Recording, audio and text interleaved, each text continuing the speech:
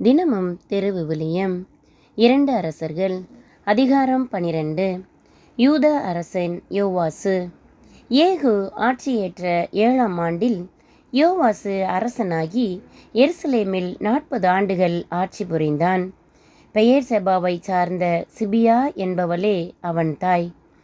யோவாசு குரு யோயாதா அவனுக்கு கற்றுத்தந்தபடியே ஆண்டவரின் திருமுன் தன் வாழ்நாள் முழுவதும் நேர்மையாய் நடந்து வந்தான்.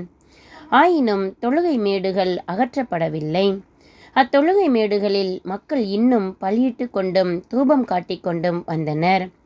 யோவாசு குருக்களை நோக்கி, ஆண்டவரின் இல்லத்திற்கு காணிக்கையாக செலுத்தப்படும் பணத்தை எல்லாம் கணக்கெடுப்பு வரி பணத்தையும் ஒவ்வொருவரும் நேர்ச்சையாக அளிக்கும் பணத்தையும் ஆண்டவரின் இல்லத்திற்கு ஒவ்வொருவரும் அளிக்கும் தன்னார்வ காணிக்கையையும் சேகரியுங்கள். ஒவ்வொரு குருவும் பணத்தை தனக்கு அறிமுகமானவர்களிடமிருந்து பெற்று கோவிலில் சிதைந்த பகுதிகளை பழுது பார்க்க வேண்டும் என்றான். ஆயினும் யோவாசு அரியணை ஏறிய 23ஆம் ஆண்டு வரை குருக்கள் கோவிலை பழுது பார்க்கவே இல்லை. எனவே அரசன் யோவாசு குரு யோயாதாவையும் ஏனைய குருக்களையும் வரவழைத்து அவர்களை நோக்கி, நீங்கள் ஏன் கோவிலை பழுது பார்க்கவில்லை? உங்களுக்கு அறிமுகமானவரிடமிருந்து பணத்தை வாங்கி வைத்து கொள்ளாதீர்கள்.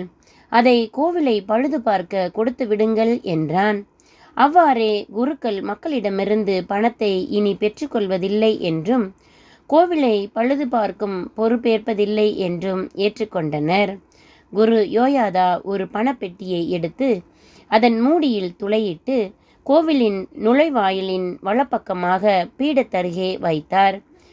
வாயிலை காவல் செய்த குருக்கள் ஆண்டவரின் இல்லத்திற்கு வந்த பணம் அனைத்தையும் அதில் போட்டு வந்தனர். அப்பணப்பெட்டியில் அதிக பணம் சேர்ந்தபோது அரசனுடைய கணக்கனும் தலைமை குருவும் வந்து ஆண்டவரின் இல்லத்தில் சேர்ந்த பணத்தை எண்ணி பைகளில் கட்டி வைத்தனர். இவ்வாறு கணக்கிடப்பட்ட பணத்தை ஆண்டவரின் இல்லத்தில் பணியை கண்காணிக்குமாறு நியமிக்கப்பட்டவர்களிடம் கொடுத்தனர். அவர்களும் ஆண்டவரின் இல்லத்தில் பணியாற்றிய தச்சர்களுக்கும் கொத்தர்களுக்கும் சிற்பிகளுக்கும் கல்வெட்டுவோருக்கும் ஊதியம் அளித்தனர். மேலும் அதிலிருந்து ஆண்டவரின் இல்லத்தை பழுது பார்ப்பதற்கு தேவையான மரங்கள், பொழிந்த கற்கள் ஆகியவற்றை வாங்குவதற்கும் அக்கோவிலை சீர்படுத்துவதற்கும் தேவையான மற்ற செலவுகளுக்கும் பயன்படுத்தினர். ஆயினும் ஆண்டவரின் இல்லத்திற்கு தேவையான வெள்ளி கோப்பைகள், அணைப்பான்கள், கிண்ணங்கள் ஆகியவற்றை செய்வதற்கு ஆண்டவரின் இல்லத்தில் செலுத்தப்பட்ட வெள்ளி பணம் பயன்படுத்தப்படவில்லை. ஏனெனில் ஆண்டவரின் இல்லத்தை பழுது பார்த்த வேலையாட்களுக்காக மட்டுமே அது பயன்படுத்தப்பட்டது. வேலையாட்களுக்கு கூலி கொடுக்குமாறு அப்பணத்தை பெற்றுக்கொண்டவர்களிடம் ஒரு கணக்கும் கேட்கவில்லை. அந்த அளவுக்கு அவர்கள் நாணயமாக நடந்து கொண்டார்கள்.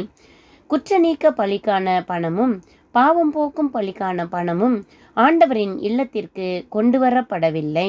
ஏனெனில் அவை குருக்களுக்கு உரியவை.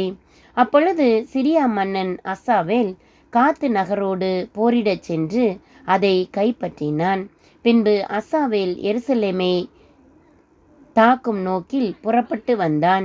எனவே யூதாவின் அரசன் யோவாசு தன் முன்னோர்களாகிய யூதா அரசர்கள் யோசபாத்து, யோராம், அகசியா ஆகியோர் நேர்ந்தளித்த காணிக்கை பொருட்கள் அனைத்தையும், தான் நேர்ந்தளித்திருந்த காணிக்கைகளையும், ஆண்டவர் இல்லம், அரச மாளிகை இவற்றின் கருவூலங்களில் காணப்பட்ட தங்கம் அனைத்தையும் எடுத்து சிரியா மன்னன் அசாவேலுக்கு அனுப்பினான். எனவே அசாவேல் எருசலேமை விட்டு திரும்பிச் சென்றான். யோவாசின் பிற செயல்களும் அவன் செய்தவை யாவும் யூதா அரசர்களின் குறிப்பேட்டில் எழுதப்பட்டுள்ளன அல்லவா? யோவாசின் அலுவலர் அவனுக்கு எதிராக கிளம்பி சதித்திட்டம் செய்து சில்லாவுக்கு இறங்கிச் செல்லும் வழியில் மில்லோபேத்தில் அவனை கொன்றனர். அவனை கொன்ற அலுவலர் சிமையாத்தின் மகன் யோசக்காரும் சோமேரியரின் மகன் யோசபாத்தும் ஆவர். அவன் இறந்து தாவீதின் நகரில் தன் மூதாதையருடன் அடக்கம் செய்யப்பட்டான். அவனுக்கு பின் அவன் மகன் அமட்சியா அரசன் ஆனான். ஆமேன். இன்றைய இறைவார்த்தை நாளைய வாழ்வின் வழி. வாசிப்போம், வாழ்வாக்குவோம்.